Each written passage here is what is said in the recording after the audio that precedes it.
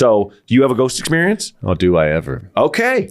Tighten your tank top. Let her rip. Because I grew up on a farm. Oh, shit. Very haunted. It was an old farmhouse. And then my room was a bedroom that just had a sink in it for some reason. No one knew why. And it was like, it was always cold. It's like a hostel. Yeah, it was like something. It used to be an old dentist office. I don't know. We're staying in hostels where there's a sink in the room and the bathroom's on the hall and you're just Yeah. You're I'm like, going to pee in this sink. Yeah, I'm going to shit in this This sink. is my pee sink. Shove it down the drain.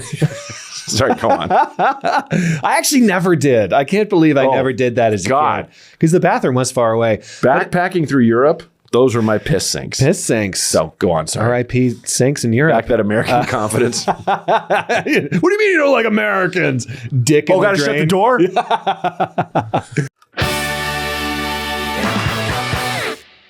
Welcome to Tank Top Talks with Matt Braunger. I am your host, Matt Braunger. Tank tops feel great, but they're ridiculous. And the reason they feel great is because they're ridiculous.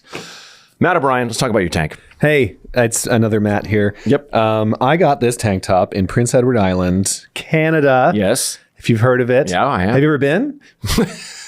Not to Canada, but to Prince Edward Island? I don't think I have. That is, give me a East Coast. It's East Coast. Almost as far east as you can go. Then no. Okay. Because I've been in Nova Scotia. Close. But yeah, I don't think as far as Prince Edward Island. Yeah, that's a little skip. You might be able to see it from the ocean. It's so small. Okay, cool. But my friend Diana Love is from there, and I saw these the first time when she had a wedding there, and then I didn't buy it, and I was like, God, I wish I would have bought it, and then she bought it for me. Nice. And it's good. I love any Canadian things are having a renaissance right now because people are like, Canada rocks.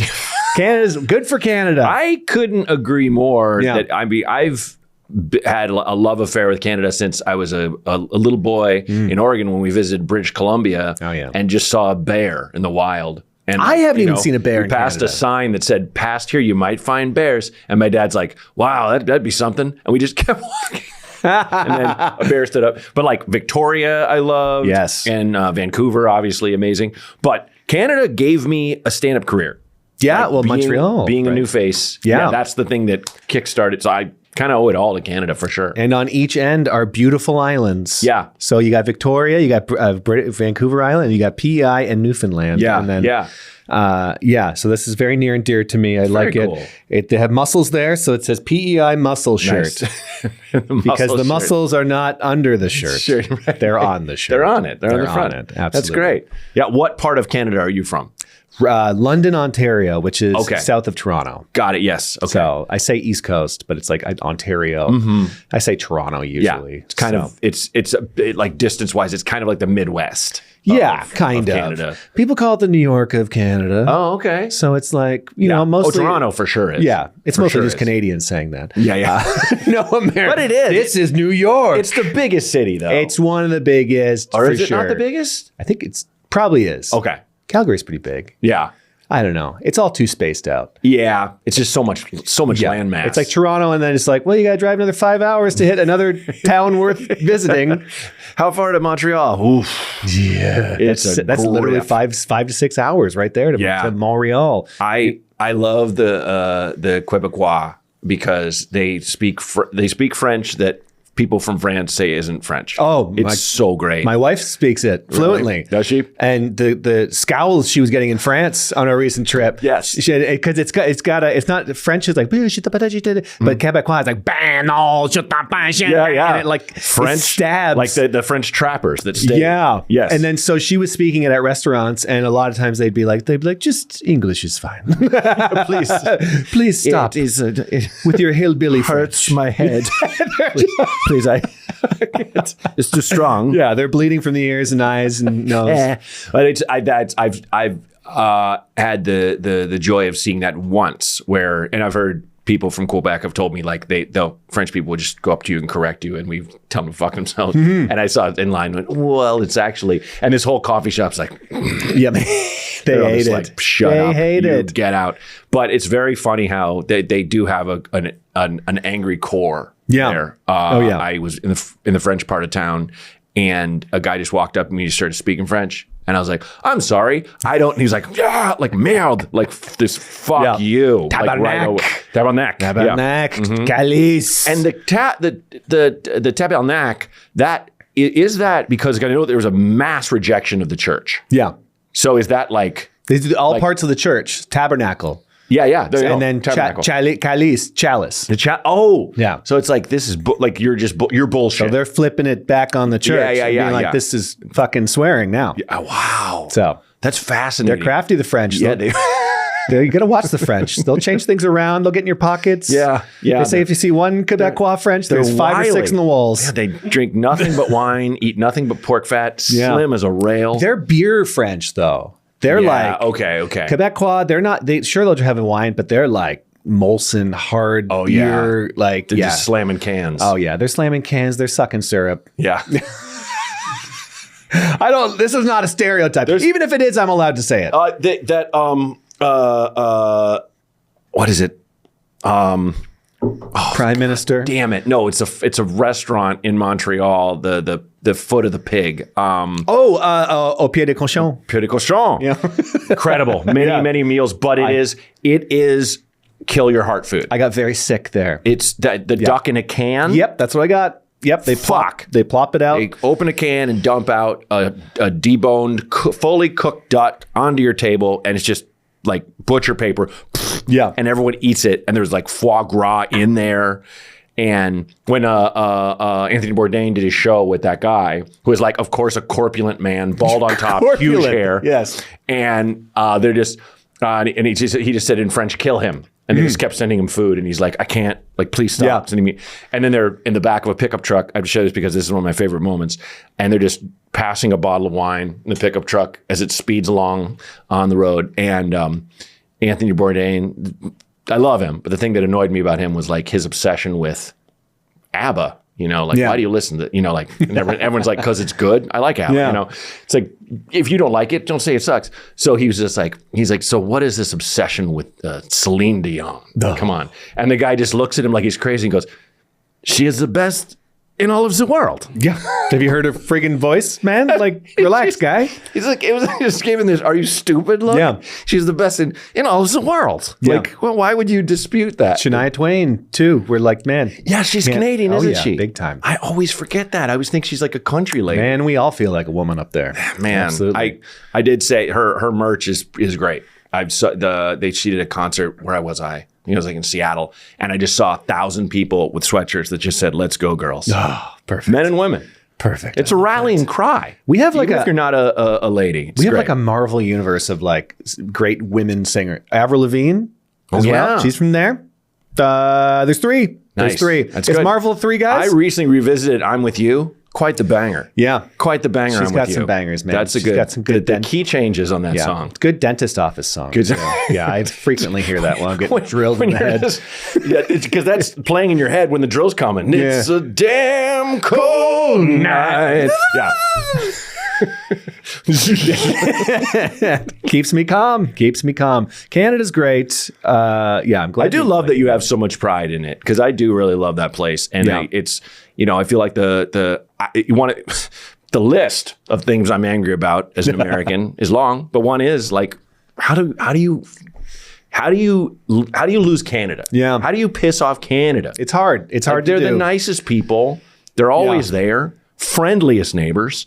Unless you're trying to, skip town and be like, I'll just live there. Like, no, we're actually a country, man. So many people say that. They're like, can I just come up there and live with you and live with your parents? I'm like, you still got to go through some processes. It's a tough process. They say it's harder than here, which here is very hard. Yeah. And I've done this process. And it was actually the last time, it's funny, the last time I ate at Au Pied de Cochon was I had to get my green card interview. And I had to go to Montreal to do it. And then my wife and I were like, let's go for a fancy dinner. I had that. I was full up to here. I went into the interview the next day. I'm just like, please, just give it to me. I was going to puke the whole time. Yeah. And it was like this guy in an American tie. He's like, so y'all excited to be comedians in the USA? I'm like, yeah, please, just get me out of here. Moving your head like I'm full of foie gras. You're killing me. Yeah. I think about that. That I don't know if you read that article about the Gringo Squad in Mexico. There, because there's people are always thinking like, just if you make the border, you're safe, and it's like, and Mexico's like, no, we're not into harboring fugitives. That's an old West. That's an antiquated thing. Make a run for the border, and they have this squad that there's this great article, if you can find it, of these guys. They're basically called, not officially, but they're called the Gringo Squad. And they're like elites. They're like a SWAT team of badass Mexicans that like look for people that are high value targets of like the federal government, you know, and be like, no, motherfucker. Like, I think they're the ones that took down that, who's that cult leader, that little guy? Did you watch that series? This sounds familiar. Where he was like getting women were like getting branded with like his it was initials. like XC he's like something. Exium or something like that. Yeah. So they definitely got that guy. Like so it's like reverse ice. It's the good ice. It's their good, it's the good ice. Yeah. Wow, good for them. Yeah, no, I think I kind of love it because we do have this arrogance as Americans where it's just like, I'll just go to Canada. I can just go there. I'll just go. It's fine. They'll let me. It's beautiful. I was on a cruise once. It was a Disney cruise.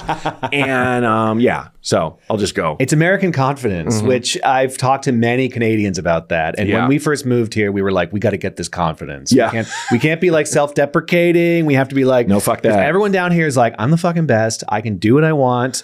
And me and many Canadians have talked about this. And we're like, I think it's because you had to say the Pledge of Allegiance in school. You had to be like, I pledge allegiance to this flag. And you said it all. And I think even if you didn't know it, it's drilled in your head. Yeah. You're like, we're the fucking best, man. Yeah. Well, and you know, our theme song sounds like a guy is making it up while he's drunk. Yeah. You know, say, can you see that whole thing? It's just meandering. Yeah. Francis Scott Key was probably on 3 barrels of wine deep. And he talks, the crescendo is bombs are blowing up. Is rockets. Like basically awesome. Yeah. This is great. It's pretty cool, Shit's man. exploding. And when I look at shit exploding, it makes me go, yeah. Yeah. That's where I'm from. That's where I'm from. Kind of our thing. Oh, Canada's just like, we stand on guard for thee. Hey, we're here, man. Sure. Relax, guy. It's cool. Hang out. we'll just be cool. That's what our whole national anthem. It's very regimented rhythm. I mean, it's an old joke, but it's like, oh, Canada. Come Canada. on. It's fine. Yeah. But it's this is one of those things that just bugs the shit. So how long have you been in America? 9 years. Okay. Almost 10. Got the old green card, drove down from Ottawa. Wow. Just a cool 45-hour drive. Jesus if you've ever done it. Right. Yeah. Fuck off. Yeah. 45 hours? Let me tell you, I've done it 3 times. When COVID started, we're like, and then Canada was like, you get healthcare back if you come back to Canada during COVID. So we're like, fuck, drive back. Absolutely. 45 hours through COVID. And this was when they were telling you not to touch things. So I was pumping gas, wrapped my hand in paper towel. I remember. Yeah. And did that. But yeah, when we moved here, 45-hour drive, we like chopped it up. We saw America. We went down Route 66. Yeah. I've driven from LA to Boston and back with my wife and at the time 6-week-old, which is the only time you can take a kid that far because they sleep all the time. So wow, yeah. But it was during COVID. Like, oh my God, that was why. Yeah. Jeez. But we just lived at hotels and didn't touch a lot and just kept the mask on in public. So strange. Yeah. And but so I can dig it. I can dig it. Like when you said 45 hours at first, I'm just like, like, I'm thinking you have a deadline and you do not. No, we could take our time with it. But it was like moving here, like I didn't have an agent. I had nothing. I had everything else in Canada and there was no connection to down here. So we got to LA. My wife's a comedian as well. Yeah. You know, and then we're just like, well, we're here. Uh-oh.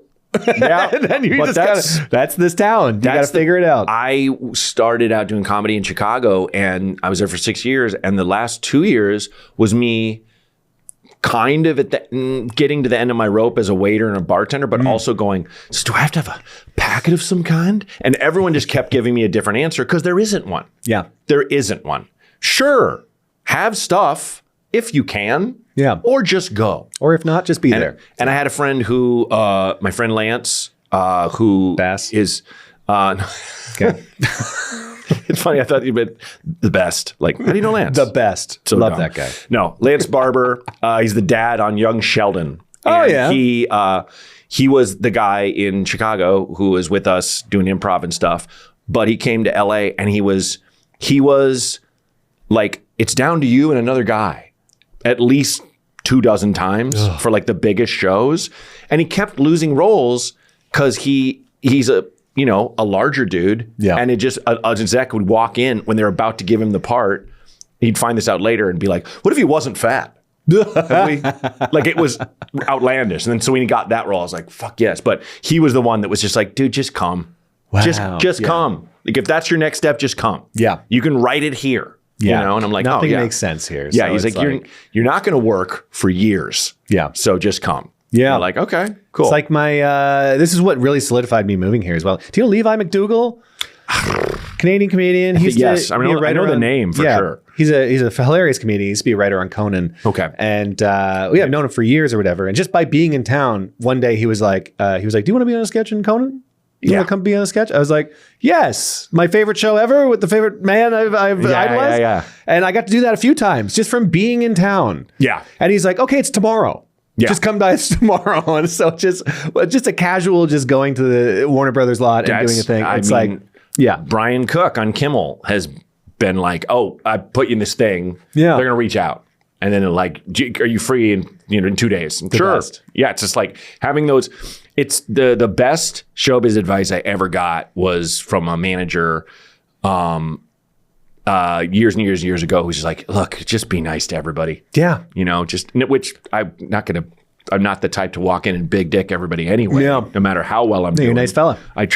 There was a time where I didn't say hello to everyone in the room when I was in college, and a friend like kind of checked me. It was like, you got to say it. And I'm like, you're fucking right. Yeah. I'm being too precious with me. As well. So like, but you make good impressions. I had an acting teacher once who was like, why do you think directors hire the same actors all the time? And people are like, oh, because they're good actors. And he's like, but there's a million good actors. Why them? Because you could stand them for 6 months. Yeah. That's, any commercial I've ever gotten. I asked a couple directors. They're like, we thought you'd be cool to hang out with. Yeah. I'm like, okay. Don't be that fucking asshole. You know? I did a thing with Gordon Ramsay once, and he showed up on set and shook everyone's hand. Was the nicest fella. Yeah. He was so nice, insanely nice. Also, crazy thing. Don't think he was wearing underwear. Could see his dick through his pants. Good for him. It was jarring. Way to go, Gordon. And it was. We all saw the outline of it. None of us mentioned it, but we looked. We were looking. Of course. Yeah, but just what a confident move to come in, just empty trow. Well, speaking of confidence and shaking hands, I did an ad, a Miracle Grow ad it was like a Super Bowl ad that had everybody was famous but me, and I was just the Miracle Grow guy walking through people's yards and shit. And this was the height of we're starting to shoot again, height of COVID. Mm-hmm. And I remember a Teamster being like we're safer than hospitals. Like our guidelines are insane, And I was like, I feel real safe. And so we kept masks on around each other. John Travolta just strolls on with the rule, don't touch. He's just shaking everyone's hand, no mask. I'm like, I'm John Travolta. COVID doesn't apply to me. Yeah. I love these fucking characters. Like John Travolta, he cannot get sick. Gordon Ramsay doesn't wear underwear. Yeah. This is why you move here. That's right. To find this stuff out. To be the wacky idiot you are. Also to have the coolest stories when you go back home for Christmas. Yeah. Who did you meet this year? It's nice to have little nuggets like that. I mean, and I feel like the best stories aren't even involving famous people. Yeah. It's just kind of, like some weird little... Just being around town, seeing weird stuff. Yeah. Or like shooting something, a weird show. Like, I was so knocked out by if you guys don't know, Matt O'Brien is a hilarious stand-up and you should go see him. But when you were on America's Got Talent, which, I mean, that to me is like such a fucking gauntlet. It looks like the most friendly but unfriendly room. Yeah. Because you have a guy who's an actual stand-up. Yeah. A model, an actress, and a dude who hates everything. Yeah. Like, it's one of those things where I remember I've always had a big chip on my shoulder with making artists compete. Yeah. I do love sports sometimes, but the thing of, I hated fucking Last Comic Standing. I hated how it was like, and I know I'm funnier than Matt O'Brien. Like, you got to say it about somebody you know. Fuck that. Ooh, yeah. No. This is different. Yeah. Because it's all kinds of stuff and shit. But like, you crushed it.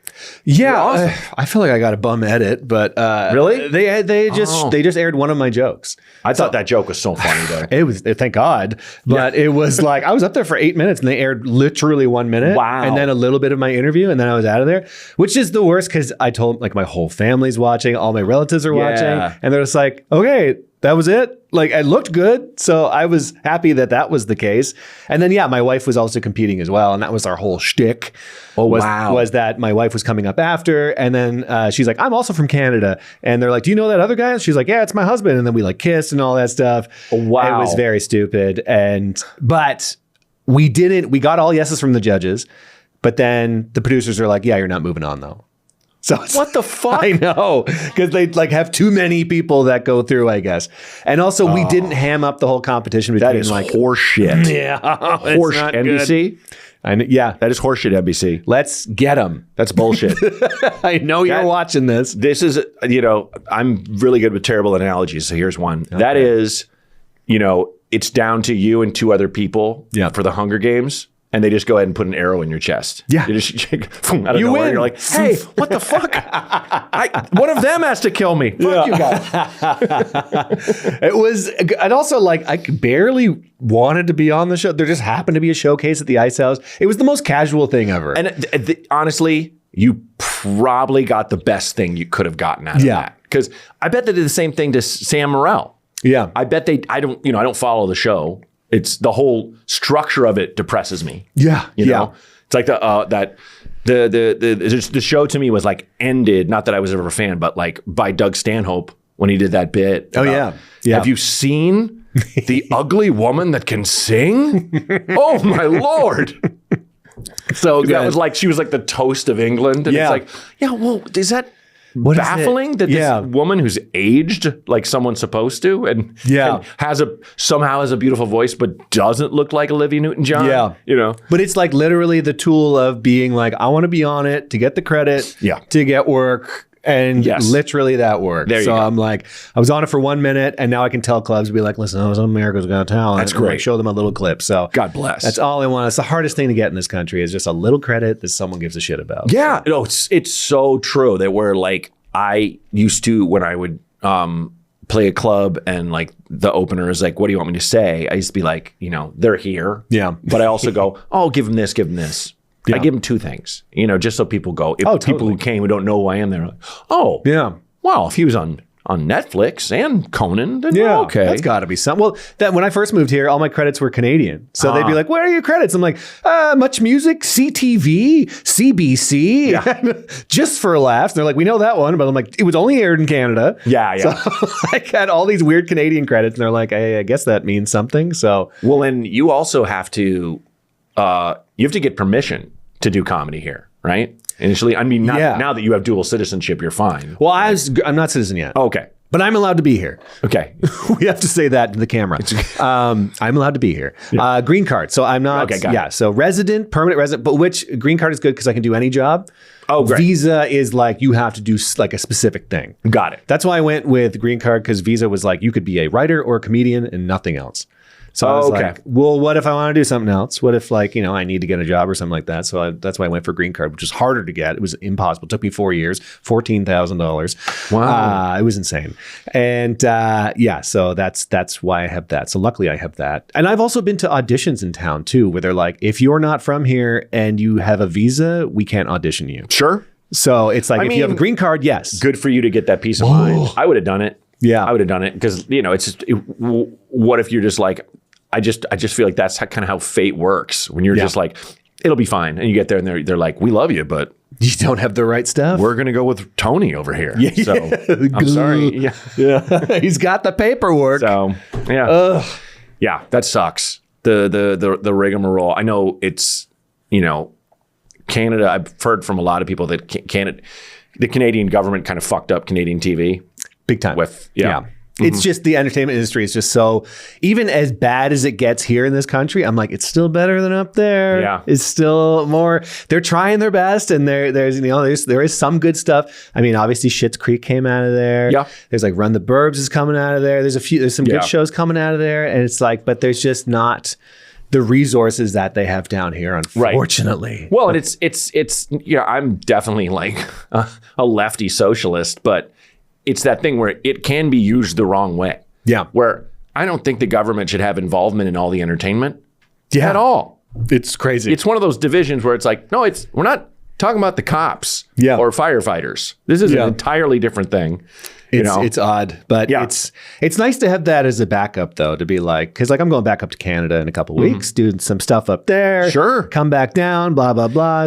I mean, like it's such a great comedy country.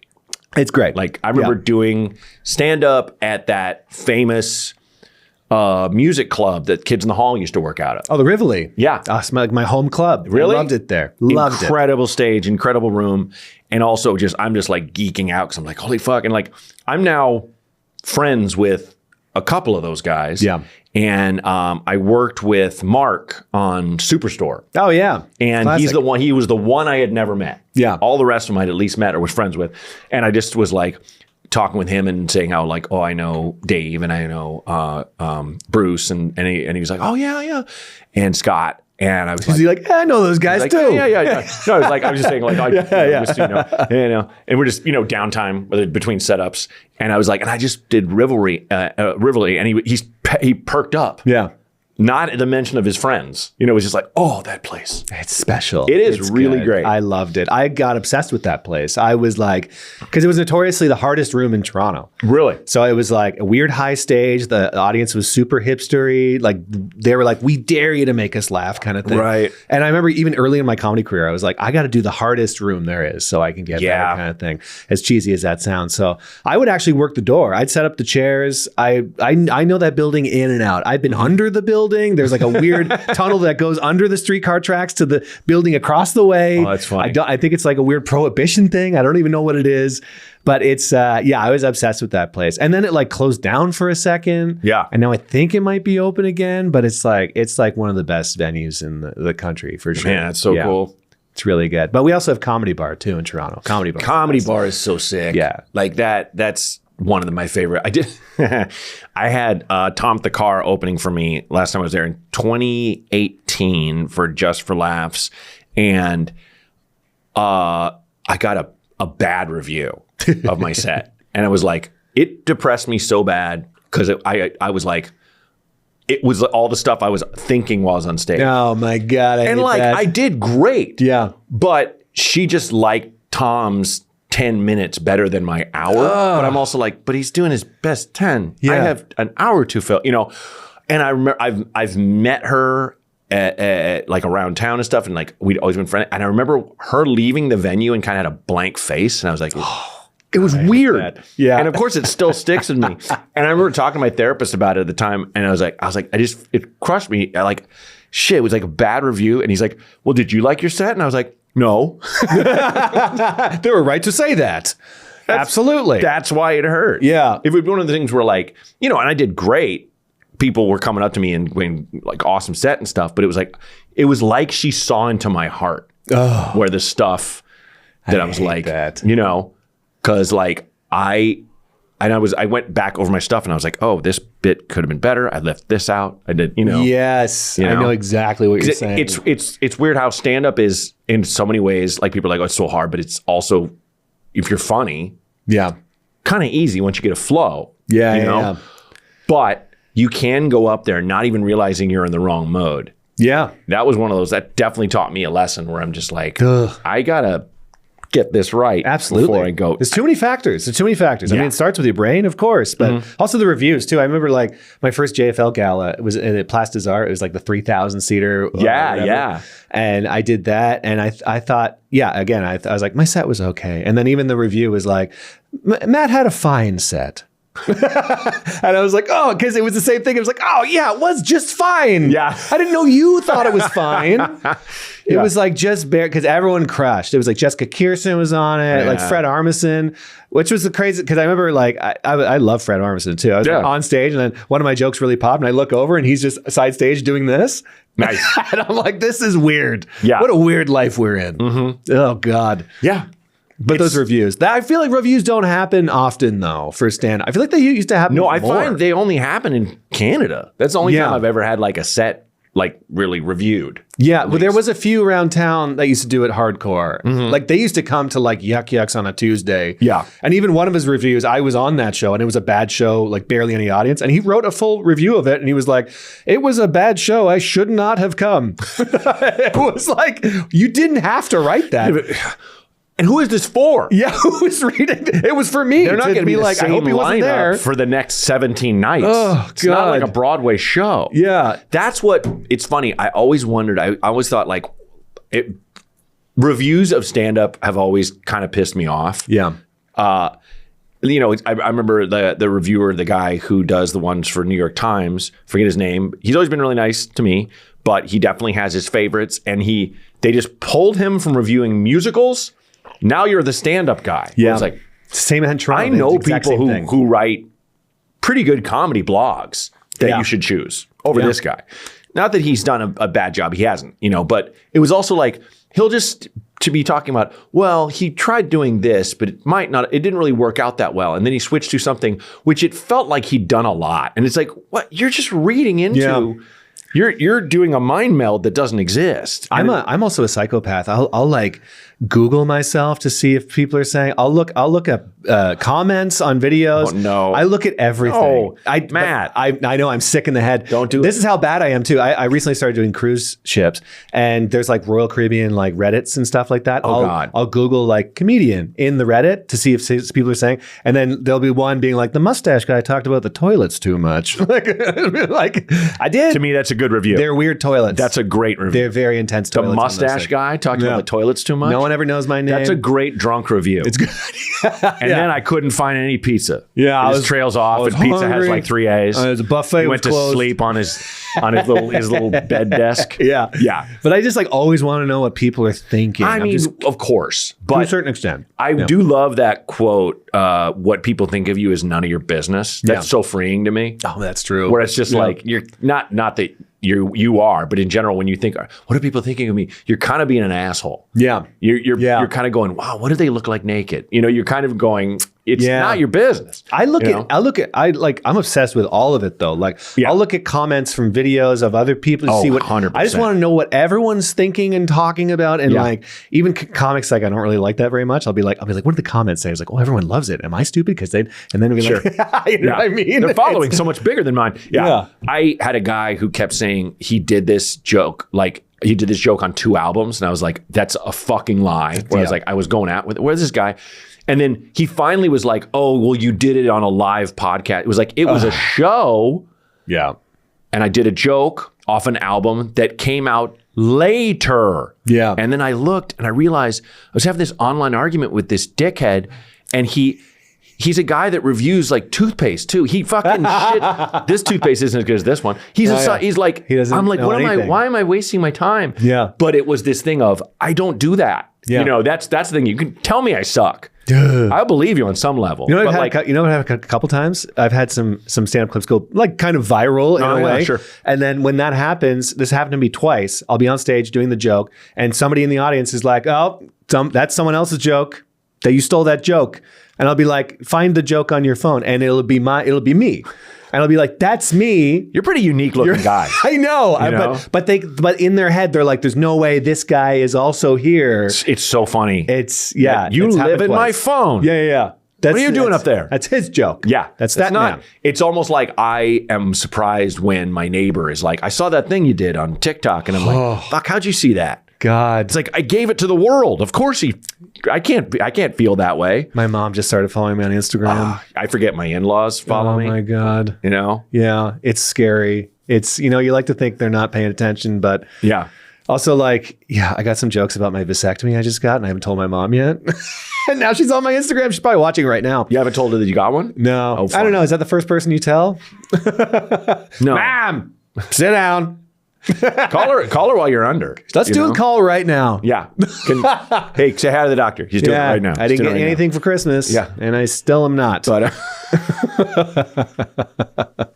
it's weird having any kind of relative watching. The AGT thing was the most relatives messaging me. Oh, sure. It's on mainstream. Everyone watches that. It's real. It's real. It's real. It's on the television and it's the show they watch. So that was the most. But like anytime I release an album, They're never like, hey, listen to it. No. No, I love that very few of my relatives ever go see me. I love that. I will come to Arizona, where so many of them live, and hang out, get coffee and shit. And they're like, how many shows you got tonight? 2. Okay, well, have a good one. Yeah. You know, like, we won't be do there. that. No. I love that. No. I don't think I crack my mother-in-law up. She's seen my act and she's like, it's cute. Yeah. I love that. But it's like in person, I'm killing. Sure. That's the important part. Yeah. That's all that matters. I never want to perform for people I know. I never, ever. Dude. And also my first comedy special, which I did in Canada 3 years in, which was way too soon. That's ambitious. Oh, yeah. This booker was like, you have an hour, right? And I was like, yep. I had like 15 minutes. Let's shoot it. Yeah, let's do it tomorrow. And then it was in this theater with like 500 people. And I was like, my parents were coming with my girlfriend, who's now my wife. Yeah. And I was like, just don't set them in the front row. They sat them front row center. Oh. You can see them in the whole tape. It's like they're just watching. It's like I'm performing for just my parents and my new girlfriend. Yes. It was so crazy. Yeah. And then after I was like, Mom, did you like it? And she went, everyone was looking at you. That's all she said. She said everyone was looking at you. They couldn't take your eyes off your sweet, sweet face, huh? You had their full attention. That's what matters. Yeah. I was Wait, are you not a stand-up model? Yeah. Oh. You were trying to be funny? I thought they were adjusting the cameras and using you for white balance. We got to talk. Yeah. You should get a vasectomy. Chop it off. That's how they do it, right? You don't have any kids? No, we just made the decision. I know you got a kid, but it's like we were like, no, I'm not pro. I'm pro my kid. Yeah, for sure. Because that's how I feel. Yeah. But I fucking love having friends that have kids, and love having friends. That friends no kids that do not have kids. Like I'm down. I don't have the. I remember Seinfeld had some thing of like once you have kids, you can't have friends that don't have kids. Like, no, that's you, prick. Yeah, that's you. It. You're weird. Everybody you dated else a 17-year-old once. Yeah. So that's your problem. See, if you would have gone harder on that, once you try the young stuff, can't go back. Yeah, it's hard. If that was his thing, it's delicious. Who doesn't like playing with puppies? Huh? Same thing. If that was it's. I think my friends with kids are in the minority. Actually, I have less friends with kids. Sure. Most of my friends don't have kids. Yeah, well, I also feel like that's kind of the Los Angeles and New York thing. Yeah, it's also comedians. Which I dig. Yeah. I mean, I would have gone full. I would have gone 2. I would have had another kid. Yeah. My wife was like, I only want 1. Yeah. And I was like, great. Then it's decided. Then that's it. I'm not going to resent you. I don't know if it would have been better. It probably would have been, I mean, obviously it would have been way harder. Might have been worse. Might have had a piece of shit kid this time. I don't know. It's like, I've said this a lot lately about stuff. It's like, if something's out of my control, like, the cool thing is we have no choice. Yeah. So that's a relief. Isn't that great sometimes? Yeah. It absolutely is. It was nice. Like if everything from having to do repairs that you don't want to pay for, but fuck, it has to be done. The cool thing is you have no choice. Yeah. It's the same thing. It's like I don't have the option of a second kid, and that's probably a good thing. Yeah. I like that it was like we weren't wishy-washy together. Yeah. And then, you'll have a hard decision. And it's funny. And it's only because my wife was like, I really want a kid. And I was like, I don't think I can go for a kid. I could eat. I could eat. Yeah. It was like, I don't think I cared one way or the other, but I was also like, I'll try it. Sure, I'll try. And it's the best thing for me. Yeah. But I know that I have a chemical connection with this kid that cracks me up every day and makes me happy. Yeah. It's not for everybody, and I really resent people who think it is. Yeah. I've had some older guys, comics I've worked with, and they have, they're like in their 60s, 70s, and 3 kids. And they'll be like, really? Not one? What are you doing? I'm like, fuck off. Yeah, you're like doing whatever you want to do. I don't even know you. It's great. Your wife is awesome. You have a great partner. That's right. You're not that guy who's like just like, I'm just kind of dating, figuring it out. We figured something out. And again, not that you have to have somebody, but that for me is baseline for happiness. You know, as an adult, 2 people that can make a decision and stick to it. 100. Someone you can sit with and just shut the fuck up. Both of you shut up and you just sit there. I love sitting you can just quietly. just be comfortable with each other's silence. Yeah. Every 10 to 15, you look over and go, eh? Sure. All yeah. right. I do wonder because my wife is turning 45 and I'm 51, if our daughter is just being subjected to too many farts, but she rips them like a trucker. Oh, there you go. I think we have a disgusting She's going to get an immunity to it. So she's not going to be able to smell them soon, I'm sure. She's going to be out in the world. She's going to be nose blind. Yeah. It's that's good. That's a good household. My dad ripped some huge farts growing up too. Yeah. One time he farted so hard in a cottage that it knocked a book off a shelf. It was like in the next room. He like ripped it in the chair and it vibrated, and then we heard ka-dunk, and we looked and there was like a hard, like big book. We talk about it every Christmas. It's really impressive. Yeah. He can rip some mean farts. When Kyle and I lived together, we watched this like paranormal like documentary, and it was there's this Irish couple, very old, in an old house, and they were like the husband said the ghost emits a terrible odor. And we're just like, he's just farting. He's lying to his wife. Oh, that's genius, though. You never think about stinky ghosts. They for sure stink. Good for him. Kyle's just screaming, "Oh, Sheila, the ghost, it's back. We're being haunted. Oh, I'm being possessed. But it's worse. It's worse than it's had before. Oh." Have you had a ghost experience? Is this a ghost podcast? It's an anything podcast. Okay. It's the gist of it is it's impossible to take people seriously while they're wearing tank tops. It's impossible to take yourself seriously while you're wearing tank tops. I get that. You know what I mean? Yeah. Me and you look like a couple bench-sitting basketball players from the 70s right now. Yeah. What is it? Is it too much shoulder? It's also the half tit hanging out, I think. It's the half man tit. Yeah. And then this here, it's a reason why I've had a lot of pushback from female guests I've been asking. Yeah. That I think though, but they've said like that they're very uncomfortable at like this right here. I guess my wife said the same thing. She's like, "Does he have women on the podcast in tank tops?" I ask so many women, and it's I think too many women are working. I'll be honest, man. Booking, getting jobs. Yeah, supposed to be home. Having kid, I'm JD Vance. No, guy in a tank top's not working. It's a lot of people I ask are just too busy and doing shows and stuff like they're out on the road or this and that. But I have a list of female friends I've been trying to get on the podcast that's at least 10 people long, and then I have like a list of people I would like to that I don't really know. Yeah, I mean the goal with this is to get. I want to do equal parts comedians.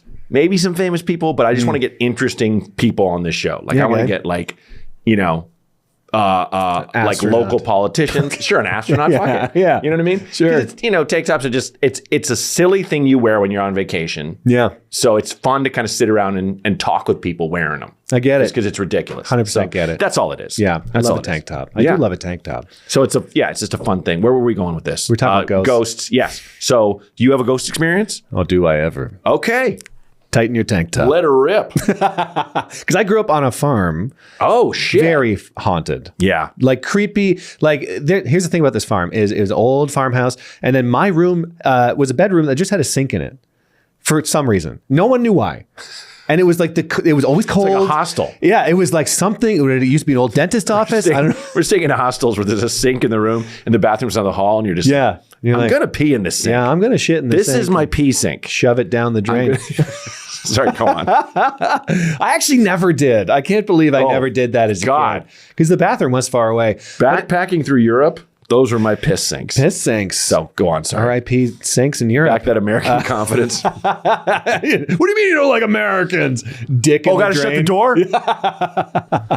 But this is such a creepy house. And even my mom is like, she's in tune with the paranormal. She was immediately like, oh, there's entities in this house. Which is, I'm like, don't say that. I was like, why is she in tune? I don't know. She just says, she's like, I see ghosts, I can sense them. And I'm like, well, I'm 9 and this is child abuse. There's entities here. Good night. Yeah. What's an entity? Have fun. What's an enemy? I see enemy? It's entity is so terrifying. But it was just a creepy ass house. Very creepy barn. Okay. Everything was creepy about it. But then one night I was in my room and I felt a tug at my sheet. I was like watching TV. I felt a tug at my sheet. And then I was like, we had a bunch of cats. I was like, oh, it's a cat. for sure. I was like, get the fuck, like I tugged it back. I felt another tug. I was like, get out of here. And then the sheet gets ripped off of me. And then I look in the room, no cat, door's closed, nothing's there. Blown away. I don't even know how I did this. I just turned the TV off. I went to sleep. I'm like, well, this is enough for today. And I went to sleep and I didn't tell anyone because I was like, no one's going to believe whatever the hell just happened. Years go by. My sister and I switch rooms just because we're bored, because we like to swap rooms or whatever. Okay. So she's in that room, whatever. Months go by after that. She comes down. She's like, the craziest thing happened last night. She's like, I felt a tug on my sheet, another tug. She got ripped off of me. Wow. And then I was like, that happened to me years ago in that same room. Wow. And we can't explain it. There was no cat. The same thing happened to two different people. And here's the thing. I still don't believe in ghosts. I don't know why. You know, the most feasible thing I've ever heard about ghosts is it's like something happened that left such an imprint. Yeah. It's almost like a burn mark. So it could have been like somebody got the sheets ripped off and something terrible happened. Yeah. Or something awesome happened. Like, you know, I don't know. But it was cool like sex. Some sex that was so cool, good. hot sex happened. And then I was part of it. I meant more like you thought your kid was missing and you found him. Yeah, you know, that could happen too. Like that. But yeah, sure, just hot bone sesh. Yeah, just that left. There was an energy, spiritual marks on the walls. Something happened, and you know what the craziest part is? Also the creepiest part. Our attic was full of bats at all times. Oh, great! And so at night they would stream out of the attic. So I'd see it through my window. They'd stream out. This house was a nightmare. I can't believe I lived there for 10 years. The farms are terrible. I kind of, you know what though? I do. It's like that bridge in Austin. Yes, that was my house. I mean, the fact they're just like in an attic, no one's in. Yeah, and then they just night. That's kind of cool. Sometimes we would get them in the house, the bats. Oh God! And they're so like, you don't realize they can squeeze under doors. Oh yeah. So like, I'd be sitting in my room playing video games, and I look over, and a bat is like, going under the door. Or they'd hide behind my posters. Like I'd hear like a flap in the middle of the night. And I'd hit the poster and a bat would fly out. I'm like, get me out of here. Like, can we just set fire to the attic? I know. Jesus Christ. I would constantly tell my parents, I'm like, I know I'm a kid, but let's get out of here. So like, it's got to be a way where it's like, it's infested. What are you going to do? Hire a guy? I don't know. It was like, I don't know. I think my parents thought it was all funny. I think it was just a big bit. Probably. I don't know. Probably. Let's live in this creepy farmhouse. It is that thing though, I remember when I found out that like, for example, like, I first thought it was Dave Chappelle, but he has family in Yellow Springs. But my God, I'm fucking blanking on his name. Jesus Christ, bearded comedian, very funny, small guy, The Hangover. Oh, Zach Galifianakis. Thank you. There we go. Yeah, brain fart. He just bought a farm when he got big. Yeah. And I was like, at the time, going, I didn't go, wow, that's dumb. Yeah. I was like, wow, you must love nature. But then as I've gotten older, I'm like, that's kind of genius. Yeah. Like a small one. Not one where it's like you got to work the crop. You got a real one, a working farm, which is that's your whole life. Yeah. Until you die. Hopefully your kid takes over, you know. But just that thing of like having that much land and you kind of sit on the porch. Oh, I love that. It's pretty great. That I liked. So that I liked. That I can dig. That was peace. Good. Secluded, no one around. That was the best part.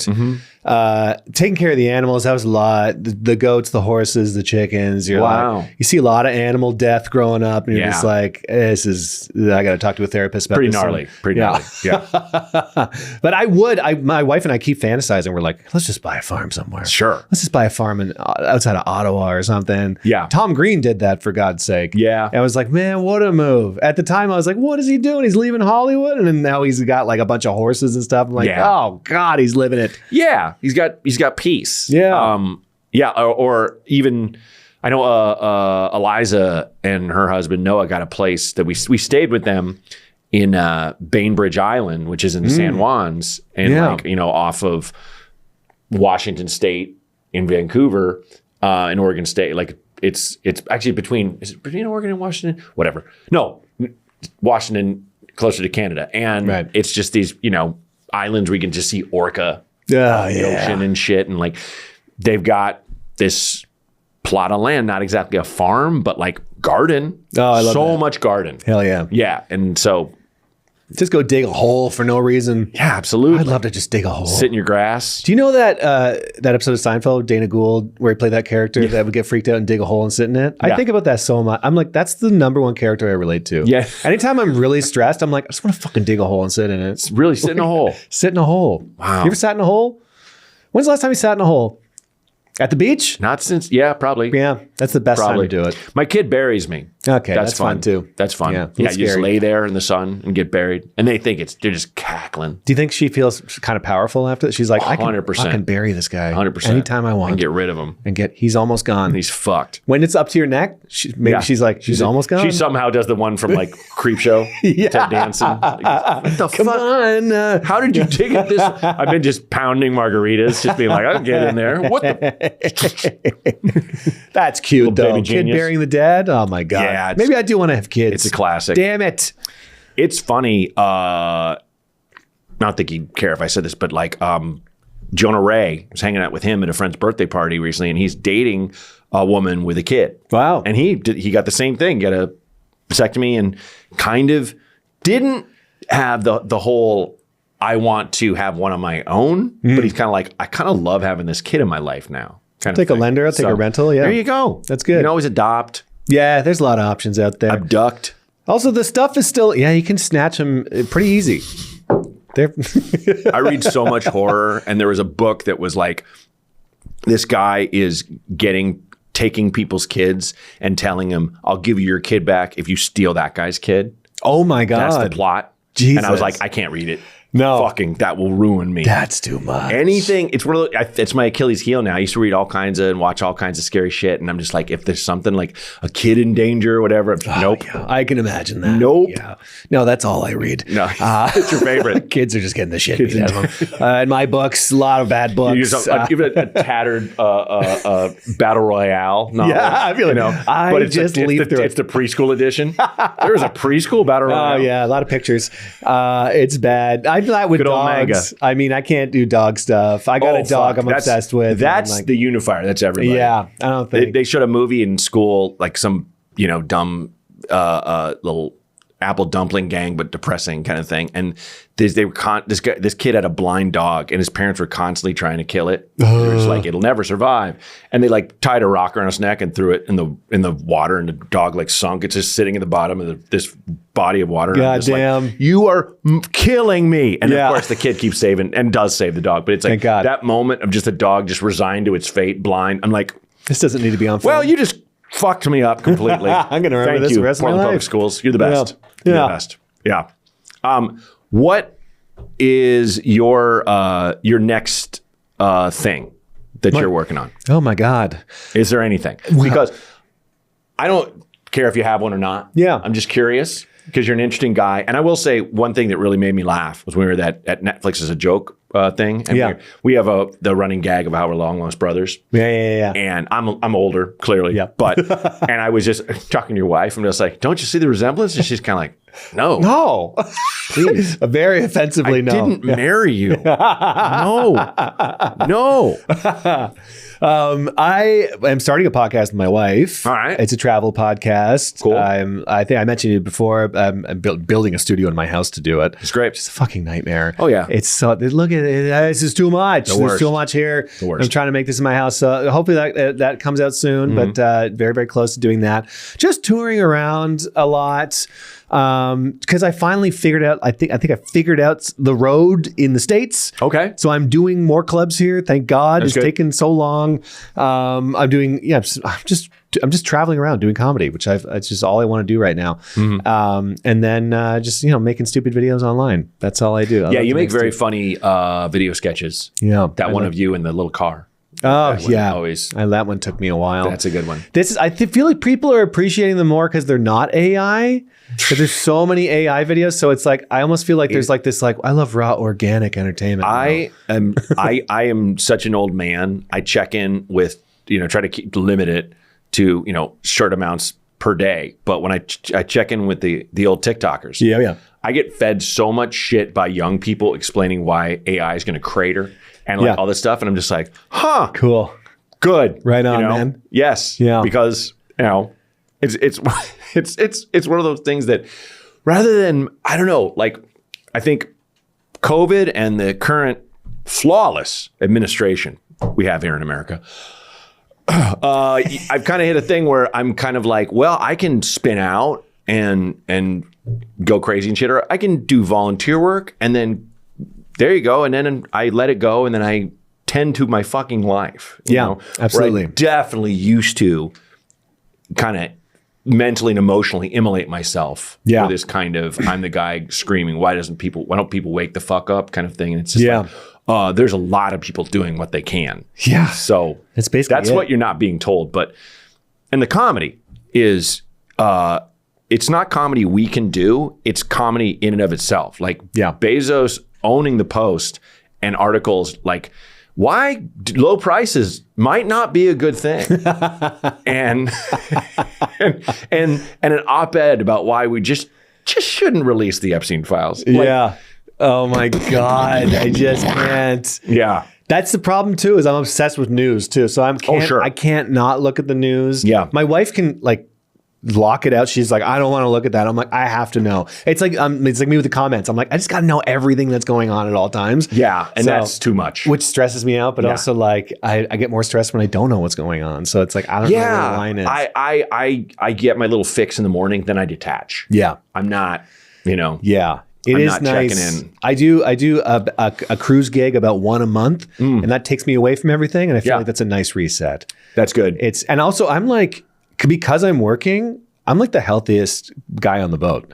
Yeah. It's like everyone's like a piece of shit, like drunk. I use the gym all day. Nice. I don't drink. Like, you don't drink at all when you're on the cruise? Because I'm just like, I'm here to make money. Good for you. Maybe on my day off, I'll get a couple beers from the crew mess, and they're like $6, like for 4 or whatever. And that's it. And that's great. I'll treat it as like just a getaway kind of thing. I do have internet, but I'm like, it's good to have that. And I'm still working. Yeah, so. I did that. I did like an indie in Mobile, Alabama this year, and it was cool just to be there and be like, I'm not drinking, I'm working, I'm working on these lines. I'm just exploring the town. Oh when yeah, I'm not there. Oh yeah, a day off, walk around, and stuff. But I will say, cruise ships. The thing about cruise ships is like it's international water, so it's like I see people with like I'm a badass Christian type T-shirts and shit. I'm still gonna be friendly, you know. Oh yeah. Okay. Saw a guy. And it was so funny how my wife and I, people are like, so where are you from? Los Angeles. Gross. Got nothing to say. They hate it. They got nothing to say because there's this built up prejudice built on nothing. Yeah. Really. You know? No, I stopped saying it actually. I also stopped saying I was from Canada because I was getting booed like crazy. That's crazy. Oh no, that's not crazy. Of course not. If they're like licking that guy's boots. No, they want to own us, and they're like, I've gotten that yelled at me so many times. But it's funny, the people you do see on these ships, like I saw a guy in a Trump bathing suit, had like Trump's face all over it. And I did it as a bit on stage, and he was in the audience. I was like, I saw you. I was like, you obviously like that guy, but you're like, I love him so much, I'm gonna rub my wet penis all over his face. Like, what a crazy thing. But I was like, that's the best part about this job is I can't say that to him in public, but I can say it on stage, and he's like, "Oh, you got me!" Like he just had to sit Never there and thought take of that. Yeah, guess I did. How did you not? Yeah, like my wife had Valerie Ames, Chris Garcia's wife. Yeah, it was her birthday, and she had bathing suits made for both of us that had her face all over him. And I'm like, I feel weird wearing his wife on my crotch. That's not good. And I show up and he starts like laughing but screaming in my face, going, "Get my wife off your dick." It's like that occurred to me off someone I know. Yeah. I'm not gonna like rub it all over the president's face. Yeah. And love it. I mean, I have those swim trunks, but Biden. Yeah, and I love the guy. He's an asexual man. I just don't want to. That would be just as weird if any fucking Democrats or lefties were like had half the fealty that the Trump people have. My God, for Biden, you'd be like, get that fucking off. It's fucking weird. Gross, dude. Come on, man. Isn't that what he used to say? Come on, man. Come on, man. Jeez, come on, man. Take him off. Take him off, man. Come on, man. We don't do that here. It's my screen. Come on. Yeah. Dude, thank you so much for coming on the show. Thanks for having me. Very fun. You look great in your tank top. Thank you, do too. I didn't tell you, the hair just poking out. Little tossed salad and scrambled eggs coming out. You know what I mean?